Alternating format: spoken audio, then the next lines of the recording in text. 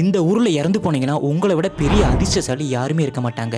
ஏன்னா இங்கே இறந்தவங்களோட பிணத்தை இங்கே இருக்கிற சிவன் கோயிலுக்கு முன்னாடி வச்சு அதுக்கப்புறம் தான் புதைக்கவே எடுத்துகிட்டு போவாங்க. என்ன கோவில் என்ன காரணம்னு சொல்கிறேன், கொஞ்சம் கவனமாக கேளுங்க. இதுதான் நாகப்பட்டினத்தில் இருக்கிற காரகேஸ்வரர் கோவில். அந்த காலத்தில் அதிபத்தர் அப்படின்னு சொல்லிட்டு ஒருத்தர் இங்கே இருந்திருக்காரு. அவர் தினைக்குமே மீன் பிடிச்சிட்டு இருக்க ஒரு மீனவர். மீனெல்லாம் பிடிச்சிட்டு முதல் மீனை இங்கே இருக்கிற சிவனுக்கு தான் எடுத்து வந்து படைப்பார். அதுக்கப்புறம் தான் அந்த தொழிலுக்கே போவார். அப்படி தினமும் அவர் பண்ணிட்டு இருக்கும்போது சிவன் இவரை சோதிக்க நினைச்சாரு. என்ன பண்ணார்னா, அந்த மீன் பிடிக்கிற தொழிலாளிக்கு அவரோட வலையில் மிகப்பெரிய ஒரு தங்க மீனை மாட்ட வச்சார்.